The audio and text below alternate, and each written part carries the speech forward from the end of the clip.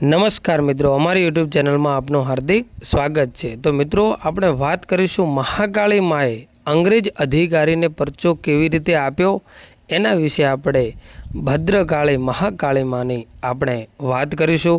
તો મિત્રો, આપણે મહાકાળી માતાના ઘણા બધા પરચાની વાત તો ઘણીએ સાંભળી છે, પણ જે હું તમને આજથી 100 વર્ષ પહેલાં બનેલી મહાકાળી માતાની પરચાની સત્ય ઘટનાની વાત કહેવાનો છું। તો મિત્રો, કોમેન્ટમાં જય મહાકાળી માં લખી અને વિડીયો લાઇક અને ચેનલને સબસ્ક્રાઈબ કરી લેજો। આ ઘટના એ સમયની વાત છે જ્યારે આપણો દેશ ઉપર અંગ્રેજોનું શાસન ચાલતું હતું અને ત્યારે હાલોલની બાજુમાં આવેલું એક નાનકડું ગામ અને એ ગામમાં દેવજીભાઈ કુંભાર રહે અને આ દેવજીભાઈને એક 12 વર્ષની દીકરી અને એમની પત્ની, આમ 3 માણસો પરિવાર એક નાનકડા ગામમાં રહે છે। અને આ દેવસીભાઈએ પોતાના બાપ દાદા વખતનું એક નાનકડું ખેતરને એ ખેતરમાં શાકભાજી વાવી અને ગામમાં દેવી પૂજકોને વેચી અને પોતાનું જીવન ગુજારે છે। હવે આ વખતે દેવજીભાઈએ ફૂલ વાવ્યા અને દેવજીભાઈને મારી ગઢ પાવાની કાળકા પર અપાર શ્રદ્ધા છે અને દેવજીભાઈ પૂર્વજોએ એમના બાપ દાદાઓએ મારી મહાકાળી સાથે પડદે વાતો કરતા અને દેવજીભાઈ પણ મહાકાળી માની પૂજા ભક્તિ કરતા। જ્યારે દેવજીભાઈ સવારે ઉઠે ત્યારે પાવાગઢના ડુંગર સામું જોઈ 2 હાથ જોડી અને એટલું કહે કે હે મારી ગઢ પાવાની કાળકા, મારે હું તો એક ધનનું ધનેરું પણ મારો દિવસ ઉજળો અને તું બનાવજે માં, આ પ્રાર્થના કરી અને પછી દેવજીભાઈ પોતાના 12 વર્ષની દીકરીને લઈ અને ખેતરમાં જાય છે। દેવજીભાઈએ ફૂલની વાડી કરી છે અને જ્યારે સરસ મજાના ફૂલો આ દેવજીભાઈની વાડીમાં ઉગી નીકળ્યા છે। દેવજીભાઈનો એક નિયમ હતો કે રોજ સવારે વહેલા ઉઠી અને ફૂલોને મારી ગઢ પાવાની કાળકાને હાર બનાવે અને પછી તે ફૂલો તોડી અને વેચવા માટે જાય। એકવાર એવું બને છે કે અંગ્રેજોનો કાળો ત્રાસને ત્યાં નીકળે છે અને તે નાનકડી વાડીને જોઈ જાય છે, એટલે તેઓ એમના પજધારીને છાવણી જોઈને કહે છે કે આ ગામમાં સીમાડામાં એક ખેતર છે, એમાં ફૂલ સુંદર છે અને એ લાવી અને આ છાવણીમાં પાથરવામાં આવે તો તેની શોભા વધી જાય। ત્યારે અંગ્રેજોનો હુકમ કર્યો અને જાઓ અને કાલે સવારે ખેતરમાં બધા ફૂલો તોડી અને અહીં લાવી દો, ત્યારે એક પણ ફૂલ ન રહેવું જોઈએ અને આપણી છાવણીમાં ફૂલોની સુગંધી ભરી દો।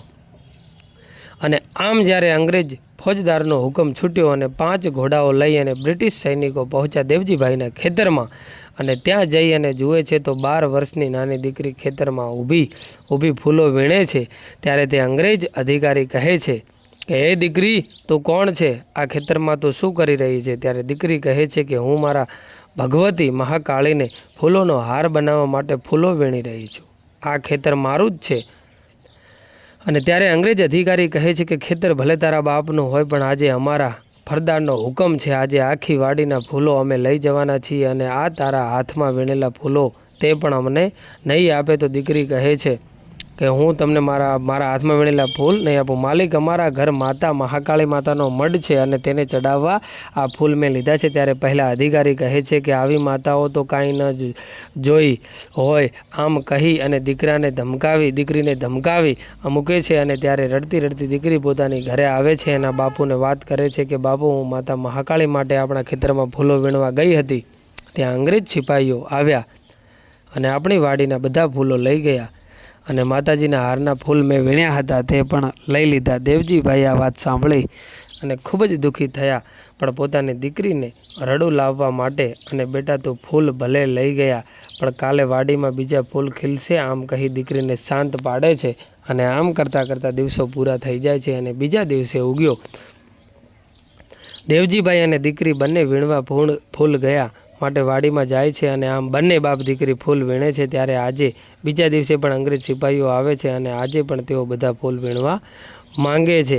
ત્યારે દેવજીભાઈ કહે છે કે સાહેબ, આજે વાડીમાં અમારા ઘરનો ચૂલો સળગે છે અને તો રોજ આમ ફૂલ લઈ જશો તો મારા છોકરાઓ ભૂખે મરશે, માટે મારા પર રહેમ કરો। અંગ્રેજો પોતાની વાત માનતા નથી અને કહે છે કે બહાર નીકળ કે બંદૂકના ભડાકે તને અમે મારી નાખીશું। અને હવે દેવજીભાઈ એમના પગ પકડે છે, પણ એમને ખસેડી અને વાડીની બહાર કાઢી મૂકે છે।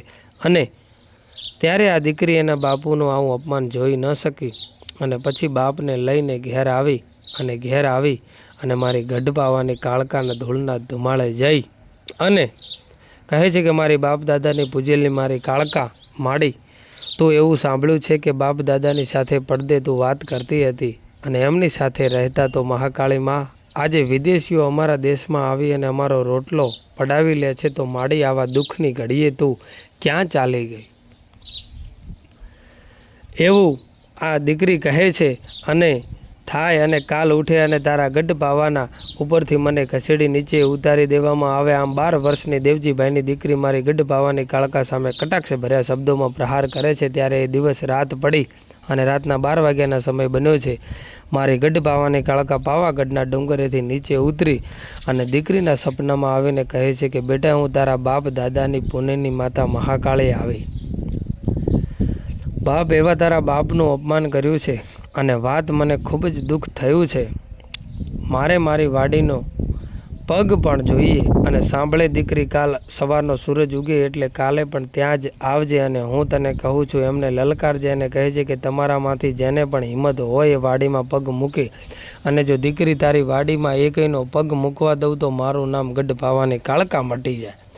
એ વાત તો ઠીક છે, પણ એમની સાથે બંદૂકો હોય છે તો તેઓ ફરી બંદૂકો આવે ત્યારે ફરી ગઢ પાવાની કાળકા બોલી કે એમની પાસે જો બંદૂક તારી પાસે ગઢ પાવાની કાળકા છે અને જો કાલે સવારે બંદૂકના ભડાકા કરવા તારી સમક્ષ નિશાન રાખે ત્યારે ખાલી તારા ઉપર નિશાન જો ટાંકવા દઉં તો મારું નામ ગઢ પાવાની કાળકા નહીં. આટલું કહી આશીર્વાદ આપી અને માં અંતરદ્રશ્ય થઈ ગયા. અને જ્યારે રાત પૂરી થઈ બીજો દિવસ ઉગ્યો ત્યારે દીકરી એના બાપને કહે છે કે બાપુ ચાલો આપણે ખેતરમાં જઈએ. ત્યારે દેવજીભાઈ કહે છે કે રહેવા દે બેટા, આપણે ત્યાં જવાનું નથી, બહુ માથા ભારે છે અને આપણને મારી નાખશે અને હવે કદાચ મારી દીકરી તને કાંઈ થઈ જાય તો આપણે આખા પરિવાર રખડી પડીએ. બેટા, મારે નથી આવવું અને તું રહેવા દે, આપણે ત્યાં નથી જવું. ત્યારે એ 12 વર્ષની દીકરી પોતાના બાપનું બાવડું પકડીને એમને ઊભા કરે છે. બાપુ, તમારે ડરવાની જરૂર નથી. જેની ધણિયાની ગઢ પાવાની કાળકા હોય તેને કાળકા માના હાથ હોય, તેને કોઈ જાતનો ડર ન હોય. પોતાના બાપને લઈ ગામમાં સીમમાં પોતાના ખેતરે જાય છે. ત્યારે ત્રીજા દિવસે પણ પહેલાં અંગ્રેજ સિપાહીઓ આવે છે અને ત્રીજા દિવસે પણ જ્યારે બાપ દીકરી વાડીમાં જોયા અને ધીકા અધિકારી બોલ્યા કે આ બાપ અને દીકરી લાગે છે હવે તમારે જીવ તમને વાલો નથી. ત્યારે દીકરી કહે છે કે અમને તો અમારો જીવ વાલો નથી, પણ હવે એવું લાગે છે કે તમને તમારો જીવ વાલો નથી. કાંઈ વાંધો નહીં, આજે બંદૂકના ભડાકાથી તમારા બંનેની ઈચ્છાઓ પૂરી થઈ જશે. ત્યારે દેવજીભાઈની દીકરી બોલી, ના પડે છે છતાં પણ દેવજીભાઈની દીકરી કહે છે કે તમારામાં હિંમત હોય તો આજે અમારી વાડીમાં પગ પણ મૂકીને બતાવો. ત્યારે આ 4 સિપાહીઓમાંથી ઘોડામાં હાંકી અને વાડી તરફ આવે છે, પણ બધા જ ઘોડાઓ ભડકી અને એકે ઘોડો વાડીમાં પ્રવેશ થતો નથી. ત્યારે અધિકારીઓ ઘોડા ઉપરથી નીચે ઉતરી અને જેવા વાડીમાં પગ મૂકવા જાય છે ત્યારે મારી ગઢ પાવાની કાળકા ઉપાડીને ચોરોને દૂર ફેંકી દીધા. અને ગુસ્સામાં ભરાયેલા બ્રિટિશ અધિકારીઓએ ભલે આજે વાડીમાં ન ઘૂસી શક્યા, પણ આજે તારી જિંદગીનો છેલ્લો દિવસ ઉગ્યો. અને આમ કહી 5 સિપાહીઓ આ બાપ દીકરી ઉપર બંદૂકના નિશાન ટાંકીને ફાયરિંગ કરે છે અને 5માંથી એકેયની બંદૂકની ગોળી લાગતી નથી. દીકરી કહે છે કે તમારો જીવ વાલો હોય તો અહીંથી ભાગી જાઓ અને ફરીવાર આ વાડી સામો જોતા નહીં. હિંમત ન કરતા જોવાની, બીજી વાર પણ ભાગવા માટે તમારી પાસે પગ નહીં હોય. આટલું સાંભળતાની સાથે જ 5 સૈનિકો ભાગી જાય છે અને દેવસીભાઈ કાળખાનો તારી અને પછી તો તેઓ મારી ગઢ પાવાની કાળકાની ભક્તિમાં લીન થઈ જાય છે. તો મિત્રો, આ હતી મહાકાળી માતાના પરચાની વાત. તો મિત્રો, આવી બીજી વાર્તા સાંભળવા માટે અમારી ચેનલને જરૂરથી સબસ્ક્રાઈબ કરી લેજો.